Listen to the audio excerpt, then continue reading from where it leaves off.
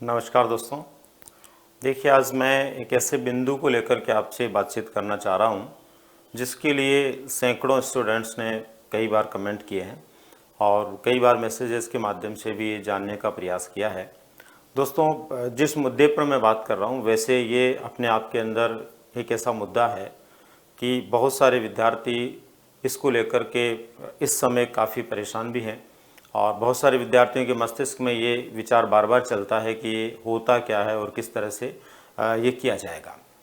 तो सबसे पहले नंबर पर तो दोस्तों, जैसे कि आपको यहाँ पर जो लिखा हुआ उसके आधार पर पता चली गया है कि हम बात करने चाह रहे हैं नॉर्मलाइजेशन के बारे में, यानी सामान्यीकरण किस प्रकार से होता है किसी परीक्षा में अंकों को लेकर के, उसके संदर्भ में बात करेंगे।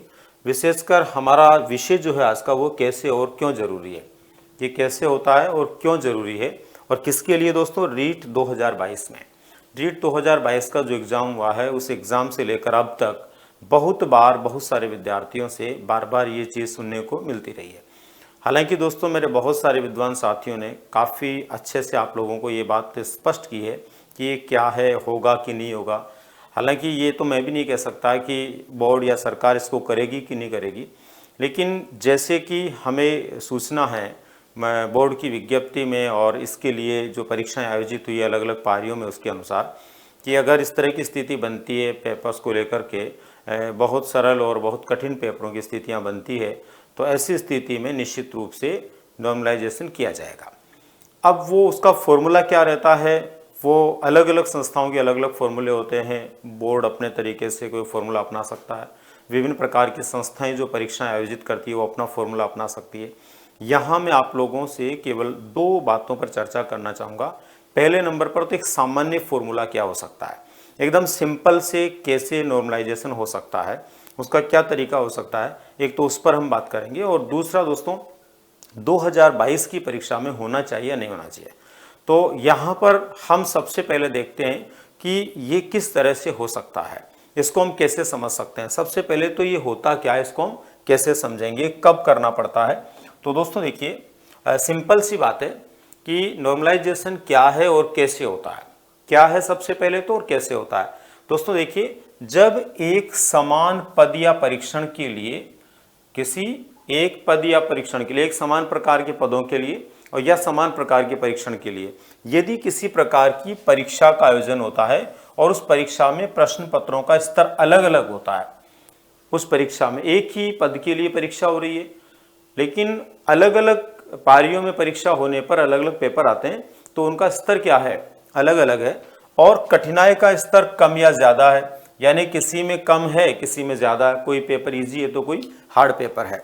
तो अलग अलग शिफ्ट के अंकों को लेकर नॉर्मलाइजेशन प्रक्रिया से गुजरा जाता है, यानी फिर अलग अलग शिफ्ट के जो नंबर आते हैं बालकों के, उन नंबरों के आधार पर क्या किया जाता है, नॉर्मलाइजेशन की प्रक्रिया से गुजरा जाता है, ताकि सभी बालकों को समान रूप से उसका फायदा मिले, किसी बालक के साथ में अन्याय नहीं हो या किसी बालक को उसका बहुत बड़ा लॉस नहीं हो।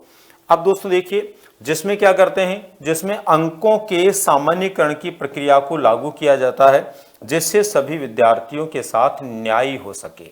इसका मतलब सबसे पहले तो हमें ये ध्यान रखना है दोस्तों कि नॉर्मलाइजेशन एक ऐसी प्रोसेस है जो सभी विद्यार्थियों के साथ न्याय करने के लिए बनाई गई है, ताकि कठिन और सरल पेपर के आधार पर किसी विद्यार्थी के साथ में गलत नहीं हो और कोई विद्यार्थी जो है कम मेहनत में ज़्यादा अच्छे सफलता के क्षेत्र में उन लोगों से चला जाए जो काफ़ी मेहनत करने वाले हैं। तो ऐसी स्थिति में इसको ध्यान में रखते हुए ये प्रक्रिया अपनाई जाती है और ये बहुत बार जो है रेलवे में, एसएससी में, उन परीक्षाओं के लिए या अन्य कई परीक्षाएं होती है उनके लिए ये अपनाई जाती रही है। अब दोस्तों यहाँ पर आगे हमें क्या इसमें जानने की ज़रूरत है, आगे हमें जानने की ज़रूरत है दोस्तों कि नॉर्मलाइजेशन की ज़रूरत क्यों पड़ती है। अभी हमने देखा ये होता क्या, अब इसकी ज़रूरत क्यों पड़ती है, क्यों पर हमें गौर करना है, दरअसल इसकी ज़रूरत क्यों पड़ जाती है। तो दोस्तों देखिए, नॉर्मलाइजेशन की ज़रूरत को कैसे आसानी से समझा जा सकता है, हम कैसे समझ सकते हैं कि आखिर इसकी ज़रूरत क्यों पड़ती है। तो दोस्तों देखिए, यदि कोई एक ही प्रकृति की परीक्षा कई दिनों या शिफ्टों में हुई है, भाई अभी जैसे रीट की परीक्षा एक ही प्रकृति की है लेकिन ये 2 दिनों तक हुई है और 4 शिफ्टों में हुई है, तो इसका मतलब कोई एक ही प्रकृति की परीक्षा है, वो एक से अधिक दिनों के लिए हो रही है या फिर अलग अलग शिफ्टों में हो रही है, तो तय सी बात है उसमें हर दिन अलग अलग पेपर आया। सीधी सीधी बात, अगर ऐसी परीक्षा होगी तो निश्चित रूप से पेपर क्या होगा, उसमें अलग अलग प्रकार से आएगा। तो ऐसे में उम्मीदवारों के साथ अन्याय होने की संभावना बढ़ जाती है। यानी कि जो उम्मीदवार है उनके साथ किसकी संभावना बढ़ जाती है, अन्याय होने की, यानी जिनके कठिन पेपर आया उनके साथ में तो दिक्कत हो जाएगी, तो ये संभावना बढ़ जाती है दोस्तों। इसीलिए जिस शिफ्ट में पेपर सरल आता है वो आगे बढ़ जाते हैं और जिसमें कठिन आता है वो पिछड़ जाते हैं।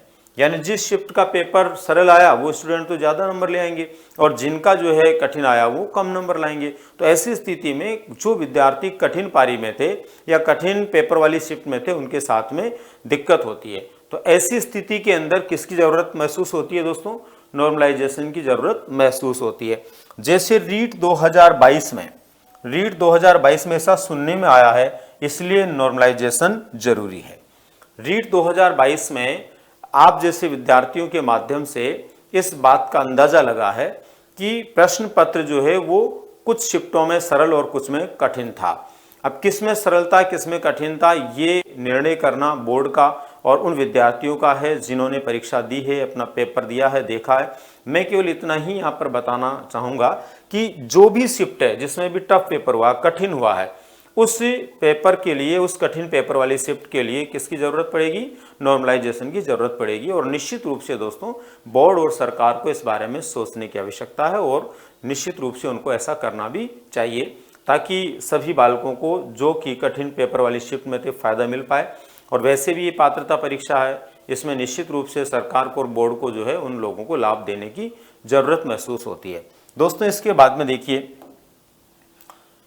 नॉर्मलाइजेशन कैसे होता है। अब कैसे होता है इसको लेकर के बात करें तो दोस्तों ये जो मैं फॉर्मूला आपको बता रहा हूं ये केवल और केवल मेरे विवेक पर आधारित है। आप इसको ये नहीं समझें कि बोर्ड यही अपनाएगा या सरकार यही अपनाएगी। अलग अलग संस्थाओं के अलग अलग फॉर्मूले होते हैं, लेकिन मैं सबसे सरल तरीका क्या है, सबसे आसान तरीका क्या है जो यहाँ अपनाया जाता है। भले उनका सूत्र जो होगा उसमें 19-20 हो सकता है, वो अलग बात है, पर एकदम मोटे तौर पर यदि हम अपने दिमाग से समझना चाहें एकदम सरलतम तरीके से तो किस तरह से होता है वो यहाँ पर एक प्रोसेस हम छोटा सा समझते हैं। तो दोस्तों जैसे नॉर्मलाइजेशन का जो सिस्टम होता है इसके तहत पेपर की कठिनता का स्तर तय किया जाता है। सबसे पहले तो ये तय करते हैं कि पेपर की कठिनता का जो स्तर है वो कैसा है, किस लेवल तक वो पेपर क्या है, हार्ड है, कठिन है, ठीक है। इसके आधार पर अंक निर्धारित कर दिए जाते हैं, इसके आधार पर अंकों का निर्धारण करते हैं। अब कैसे करते हैं, मान लीजिए अब यहाँ पर एक एग्जाम्पल हम ले रहे हैं। मान लीजिए परीक्षा के पहले दिन पेपर कठिन था तो अनुमान लगा लिया गया कि इस पेपर में यदि 75 यानी 75 नंबर भी लेकर के कोई आता है तो उसे 90 नंबर मान लिया जाएगा। क्या कर लिया जाएगा, मतलब एक कॉमन सेंस की बात है ये कि जैसे मान लीजिए फर्स्ट शिफ्ट में पेपर हुआ वो कठिन हो गया, आपके सेकंड में हुआ, थर्ड में हुआ, फोर्थ में हुआ, वो अलग बात है। हम तो एक कॉमन सेंस में बात कर रहे हैं कि मान लीजिए पहले शिफ्ट में पेपर हुआ, पता लगा कि वास्तव में कठिन पेपर था। अब उसके अंदर ये तय कर लिया जाता है। अब वो तय कैसे होगा वो आगे हम बात करेंगे, यहाँ केवल कॉमन सेंस की हम बात कर रहे हैं कि जैसे मान लीजिए बालक के 75 नंबर आए लेकिन नॉर्मलाइजेशन के आधार पर यह तय कर लिया कि उसको कितने मान लिए जाएंगे, 90 मान लिए जाएंगे, ठीक है। इसी प्रकार से दूसरे दिन पेपर बहुत सरल था और उसका उल्टा कर दिया जाएगा, यानी 90 नंबर लाने वाले को 75 नंबर मान लिए जाएंगे। ये कब होगा, जब किसी विशेष प्रकार की परीक्षा से व्यक्ति गुजरता है। अब यहां पर हमारे पात्रता परीक्षा है तो पात्रता परीक्षा तो सेकंड वाला जो मामला है ये बिल्कुल भी यहां पर नहीं होगा, किसी भी सूरत में इस तरह से नहीं होगा। यानी बहुत सारे विद्यार्थी इस बात से डरे हैं या डर रहे हैं, बहुत सारे विद्यार्थियों के मन में इस बात का भय है कि कहीं ऐसा नहीं है कि हमारे नंबर कम हो जाएं। तो देखो कम होने की संभावना शून्य है, बहुत कम चांस है। सरकार और बोर्ड क्या सोचते हैं वो अलग बात है, वहां बैठे हुए विद्वान क्या सोचते हैं अलग बात है, पर जहां तक मेरा मानना है किसी भी सूरत में ऐसा नहीं होगा। जिनके ज्यादा नंबर आ रहे हैं उनके कम कभी नहीं होंगे, केवल और केवल होगा तो जिनका कठिन पेपर था उनके नंबर बढ़ने की संभावना यहाँ पर व्यक्त की जा सकती है या अभिव्यक्त की जा सकती है, ठीक है। अब देखिए दोस्तों आगे इसका प्रोसेस कैसे हो सकता है। एक सामान्य प्रोसेस की बात कर रहा हूं मैं, नॉर्मलाइजेशन की प्रक्रिया क्या हो सकती है। ये सबसे सिंपल प्रोसेस है। जो सबसे पहले प्रकाश में आया। अब अलग अलग संस्थाओं ने अपने अपने बहुत सारे सूत्र भी बनाए, फॉर्मूले बनाए, लेकिन हम एकदम सिंपल बात कर रहे हैं जो सबसे पहले विचार आया वो क्या क्या है दोस्तों। आइए अब हम माध्य विधि से ये समझने का प्रयास करते हैं कि नॉर्मलाइजेशन कैसे किया जाता है। कौन सी विधि से? माध्य, यानी एवरेज निकाल करके, माध्य निकाल करके हम किस तरह से, औसत निकाल करके हम किस तरह से नॉर्मलाइजेशन कर सकते हैं, उसको लेकर के यहाँ हम समझते हैं। अब मान लीजिए दोस्तों, आपकी रीट की जो शिफ्ट है, एक पहली जो शिफ्ट थी के उम्मीदवार जो नंबर ला रहे हैं, अब वो जो नंबर ला रहे हैं उनमें वैसे इसमें परसेंटेज तय होता है कि जैसे मान लीजिए 1 लाख बच्चे बैठे तो कितने बच्चों के नंबरों का अवलोकन होगा, है ना। जैसे मान लीजिए 1 लाख बच्चे बैठे तो हो सकता है 100 बच्चों का हो, 1000 बच्चों का हो, वो अलग अलग बात है। लेकिन मैंने यहाँ पर केवल और केवल एग्जाम्पल के तौर पर 5 बच्चों का लिया। कितने का? 5 बच्चों का लिया। ये 5 संख्या वहां पर आदर्श नहीं है, ये केवल अपने यहाँ समझने के लिए, ताकि अपने को समझ में आ जाए। तो शिफ्ट के उम्मीदवार हैं, अब 5 बच्चों के नंबर लिए हमने, तो एक बच्चे के 100 नंबर आ रहे हैं, एक के 80, एक के 90, एक के 75 और एक के 85 अंक आ रहे हैं। ठीक है, मान लीजिए ये अंक आ रहे हैं पहली शिफ्ट के 5 उम्मीदवारों के। उसी तरीके से जैसे यहाँ 5 बच्चों को हमने चुना, वैसे ही हमने दूसरी शिफ्ट के लिए चुना, शिफ्ट 2 के लिए। अब शिफ्ट 2 के लिए हमने चुना तो एक के 60 आ रहे हैं, एक के 45, एक के 55, एक के 65, एक के 70। अब दोस्तों देखो, देखते ही पता लग रहा ना कि पहली शिफ्ट में तो ज्यादा नंबर आ रहे हैं बच्चों के, सभी के 5 हमने लिए, 5 के ठीक ठाक नंबर है, और दूसरी शिफ्ट में 5 के कम कम नंबर है। यूं मान के चलिए इसके अंदर पहली शिफ्ट में सबसे कम 75 माने, जबकि यहाँ 75 तो एक के भी नहीं आए। इसका मतलब ये हुआ कि इनका पेपर निश्चित रूप से टफ था, वरना किसी न किसी के तो उससे ज्यादा नंबर भी आते। तो ये तय हो गया, ये तय हो गया कि शिफ्ट नंबर 2 का पेपर क्या है? कठिन है। अब आगे क्या प्रोसेस कर सकते हैं इसमें? आगे इसमें प्रोसेस हो सकता है क्या, जैसे पहली शिफ्ट के बच्चों के नंबर हैं 100 प्लस 80 प्लस 90, 85 और 75, ये नंबर थे, अभी हमने पीछे देखे। ये टोटल कितने हो गए दोस्तों? 430 हो गए। 5 लोगों के नंबर थे, उसके आधार पर एवरेज निकाला हमने तो कितने आ गए? 86। एवरेज निकाला तो कितने आ गए? 86 आ गया। इसके बाद में सेकंड शिफ्ट की बात कर रहे हैं। सेकंड शिफ्ट में 60, 45, 55, 65 और 70 नंबर थे। इनका टोटल कितना हो गया? 295। इसमें भी 5 बच्चे थे, 5 का हमने भाग दिया तो कितने आ गए? 59। अब देखो यहां पर कितना बड़ा अंतर है। यहां पर 5 लोगों का एवरेज निकाला गया तो यहां पर 59 मार्क्स ही आ रहे हैं, और यहां पर 5 का निकाला गया तो कितना आ रहा है? 86 आ रहा है। ठीक है, अब दोस्तों यहां पर क्या करना होगा, यहां देखिए पहली शिफ्ट का एवरेज कितना आ रहा है? 86 मार्क। दूसरे का एवरेज कितना आ रहा है? 59 मार्क्स। ठीक है, अब दोनों में औसतन एवरेज जो है उसमें अंतर क्या है? दोनों के औसत का अंतर क्या है? तो दोनों के औसत का अंतर हो गया, इसके 86 है, इसके 59 है। इसका मतलब 27 मार्क्स का डिफरेंस है। कितने का? 27 मार्क्स का। ये सिंपल नॉर्मलाइजेशन की विधि है। अब ये 27 मार्क्स का अंतर है, तो यहां क्या करेंगे, इस अंतर को कम अंक वाली शिफ्ट के स्टूडेंट के नंबर में जोड़ देंगे। कम अंक वाली शिफ्ट के जो स्टूडेंट है उनके नंबरों में क्या कर देंगे? जोड़ देंगे। अब जैसे उदाहरण के तौर पर मान लीजिए एक जो विद्यार्थी है उसके 65 नंबर आए, यहां पर ये कम शिफ्ट वाले, कम नंबर आने वाली शिफ्ट के बच्चे के कितने आए? 65। तो अब इसका जोड़ देंगे कितने नंबर? जो अंतर नंबर है वो 27। तो यहां 65 प्लस 27 इज इक्वल टू कितने हो गए? 92। यानी कि इस तरह से अगर वो निकाला गया एवरेज और फिर नंबर जोड़े गए तो दोस्तों जो बालक 65 नंबर लेकर के आ रहा है वो भी निश्चित रूप से इस अंतर के नंबर जोड़ने से क्या होगा? पात्रता को सिद्ध कर लेगा। तो दोस्तों ये एकदम सिंपल फॉर्मूला है। अच्छा, मैं ये नहीं कहता कि बोर्ड इसी को अपनाएगा, मैं ये नहीं कहता सरकार इसी को अपनाएगी, उनका फॉर्मूला कुछ भी हो सकता है, होगा इसी तरह से। संख्या कितनी होगी बालकों की, ये भी उनके वहां पर जो टोटल स्टूडेंट है उनसे तय होगी। कितने नंबर का अंतर आता है, वो किस अंतर को किस से मान करके लेंगे, वो अलग बात है। लेकिन मैंने एकदम सिंपल सा तरीका इसलिए बताया है कि बहुत सारे विद्यार्थी कंफ्यूज हैं कि आखिर ये कैसे होगा और किस तरह से इसमें नंबर बढ़ते और घटते हैं। तो घटने के चांसेस शून्य हैं।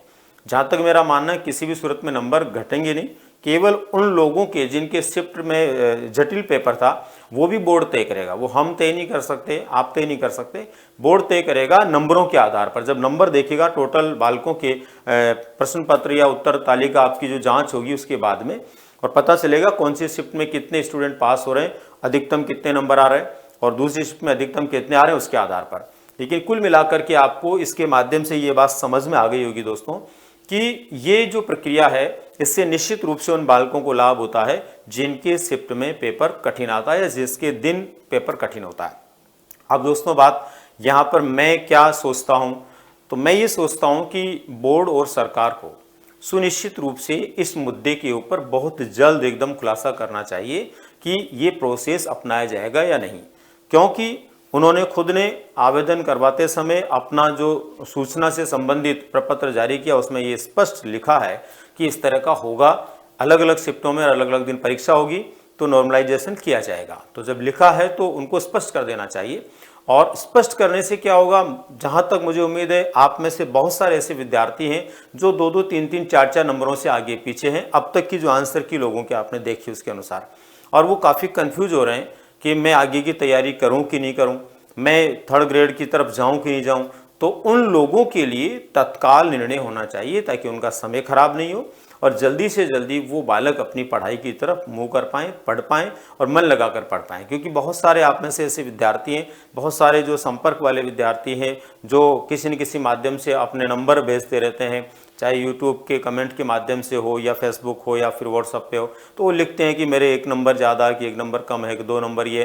तो निश्चित रूप से अपन सोच सकते हैं दोस्तों, जो 1, 2, 3, 4, 5 नंबर से कम वाला विद्यार्थी है वो बिल्कुल किनारे पर है, और उसको यदि आज ये कह दिया जाता है कि ऐसा होगा और उनको फ़ायदा होगा तो निश्चित रूप से पूरे मन से आगे की तैयारी करेगा।